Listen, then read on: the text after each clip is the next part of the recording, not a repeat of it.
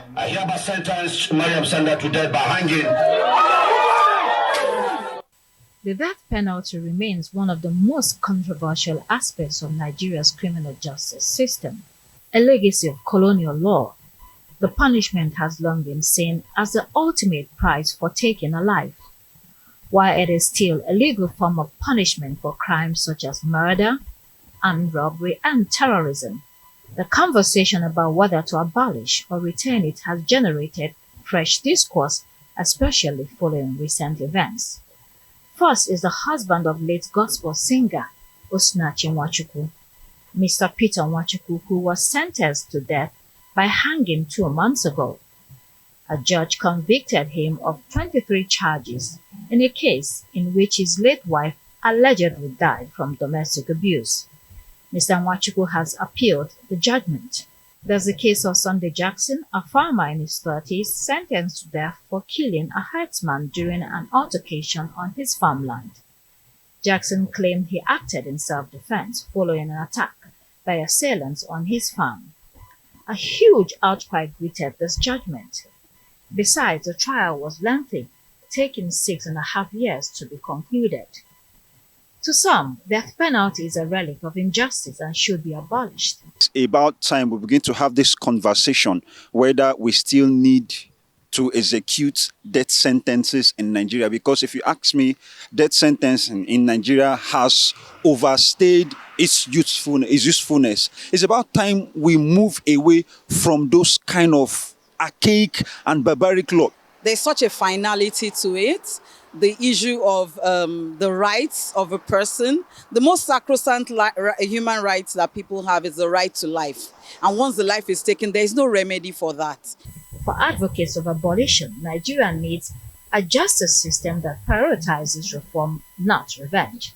Every legal system in the world is susceptible to error and arbitrariness. And we've seen cases where people that have been sentenced after 10, 11, 15, 20 years, their sentences are being reversed because new evidence just suggests, they were innocent and they are acquitted. Then begin to look at alternative of life imprisonment, commit them to lifetime. First, to give them opportunity for rehabilitation.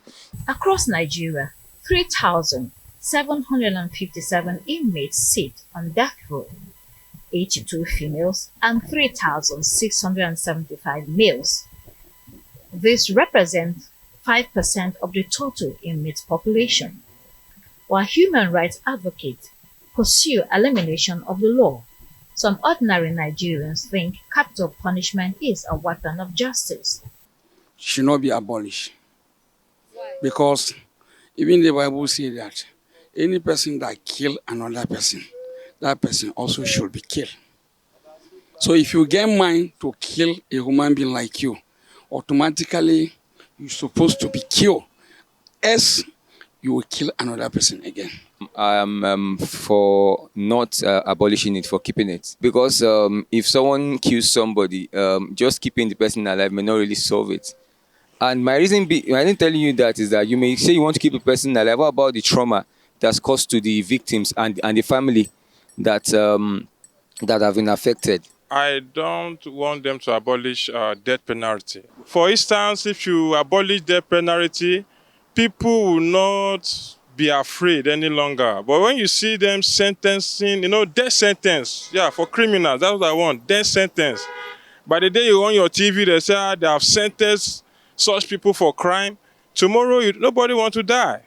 While death penalty is still legal, we gather executions are uncommon in Nigeria because there's a de facto moratorium. State governors are reluctant to sign death warrants, which creates a legal limbo for inmates. According to the Nigerian Correctional Service, this contributes to overcrowding of prison facilities. This is in addition to the prolonged delay in the trial process, causing many inmates to remain in custody for years, some over a decade.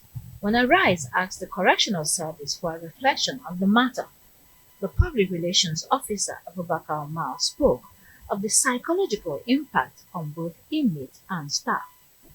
Omar further offered this statement: the global shift away from capital punishment is increasingly putting pressure on Nigeria's legal and correctional systems.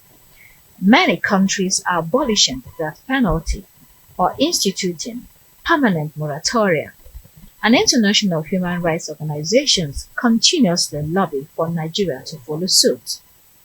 This evolving global perspective not only affects policy, but also influences public opinion, potentially creating a gap between legal provisions and societal expectations.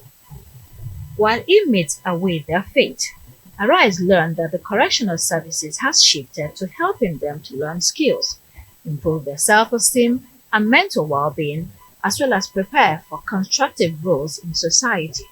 In the event they receive clemency or sentences are commuted.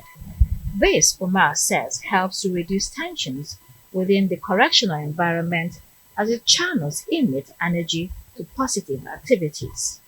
Countries across Africa are rethinking capital punishment. Rwanda and Sierra Leone have abolished it in 2007 and 2021 respectively. Cape Verde, Mozambique, Angola, Guinea-Bissau, South Africa, among others, have also thrown out capital punishments.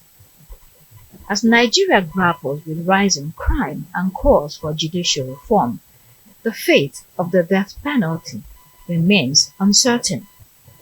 One thing is clear, the nation must decide to keep it, reform it, or let it go entirely.